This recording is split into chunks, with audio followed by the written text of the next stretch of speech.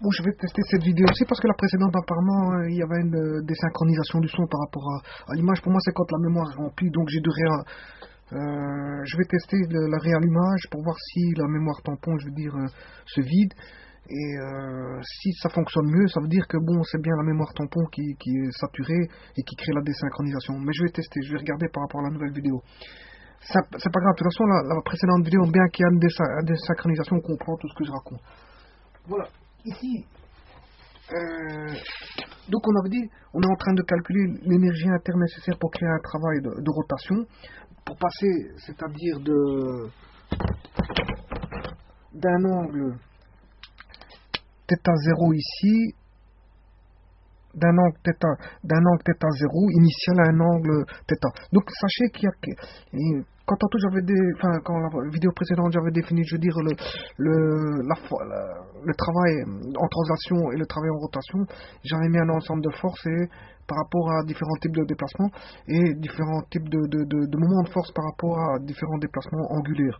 Mais en fait ici sachez qu'il y a qu'un seul, on étudie qu'un dipôle, donc un seul moment par rapport à la variation angulaire. Voilà, donc passage de θ0 à un θ et le travail nécessaire pour passer de θ0 à un angle θ. Mais maintenant, par souci de, comment on appelle ça, de simplification, on va prendre l'axe θ0 des origines à pi demi. Ça me permet ici de dire que cosinus pi demi vaut sinus de 0, ça fait 0, donc cosinus de pi demi, l'angle complémentaire, ça fait 0. Voilà, donc ça veut dire que ceci tombe et il reste moins PE cosinus θ, donc l'énergie interne nécessaire pour établir la rotation d'un dipôle vaudra exactement moins PE cosinus θ.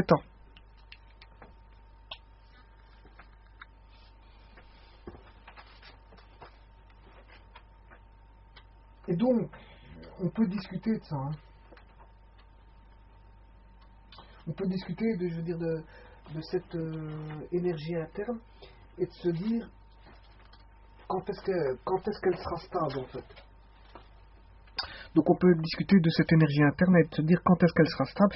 Elle est stable quand est minimale, quand le cosinus θ vaudra cosinus θ vaudra ceci vaudra 1.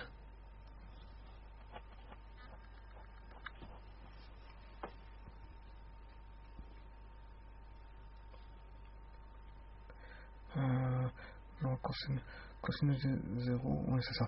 Quand il vaudra 1, on aura l'énergie minimale. Quand est-ce qu'il vaudra 1? Mais quand le θ vaudra 0. Donc c'est-à-dire le θ, si θ vaut 0, c'est-à-dire qu'on a P et E qui sont comment? Comment sont P et E? Si θ vaut 0, comment est P et E seront parallèles. Donc, si le moment dipolaire est parallèle par rapport au champ électrique constant extérieur, à ce moment-là, l'énergie interne est minimale. Et donc, sa stabilité est en énergie, je veux dire, la plus basse. La plus basse, voilà. Voilà, il suffit donc de dire que le θ vaut 0 et on a cosinus θ qui vaut 1, à ce moment-là on a l'énergie minimale de stabilité. Bon, maintenant, on va revenir aux unités. Pour ça, je vais reprendre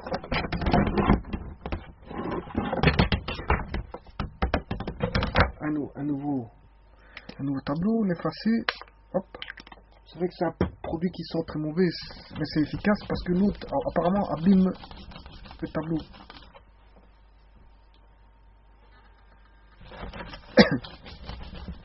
Mais le problème, il est irritant pour le système respiratoire apparemment.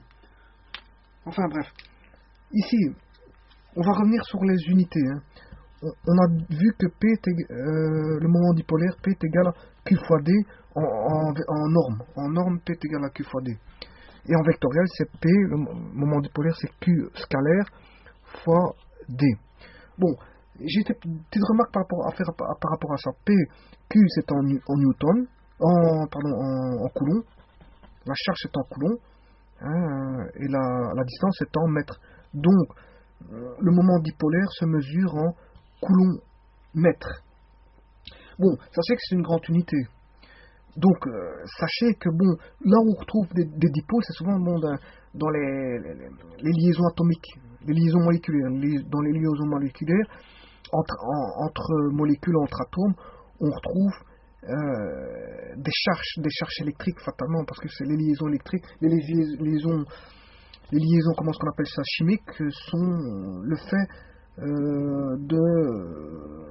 de liaisons dues aux électrons qui sont dans les électrons qui sont dans, comment est-ce qu'on appelle ça, dans l'atome.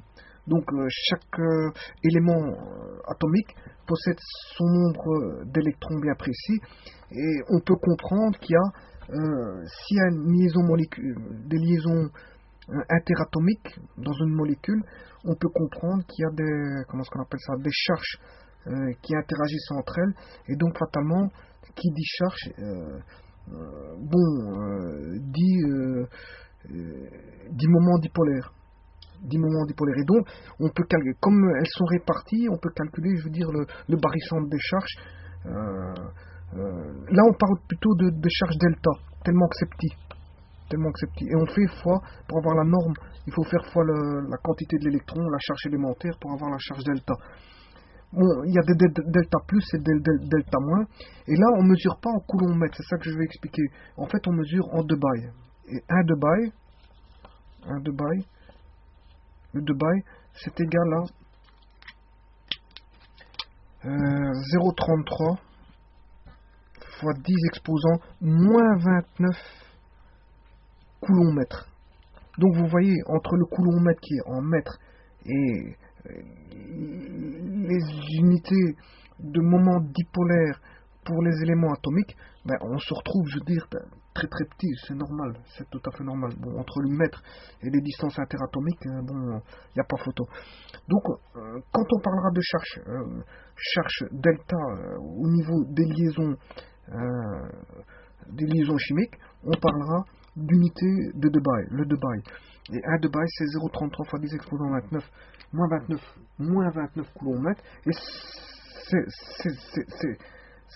ces dipôles-là de charge plus et delta moins, je veux dire, qu'on retrouve dans les liaisons chimiques, ben, expliquent les éléments qui sont nucléophiles, électrophiles, et expliquent pas mal de choses au niveau de la chimie organique. Hein. Voilà, et donc de certaines réactions chimiques nucléophiles et électrophiles. Voilà, bon, maintenant si je parle de l'eau, c'est un exemple de l'eau, H2O,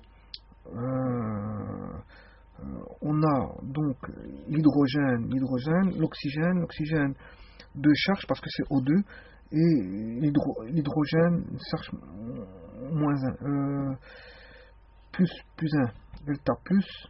Là, on a delta plus, et ici, on a 2 delta moins. Voilà. Et donc, là, on peut parler de moment dipolaire entre les charges delta plus et delta moins.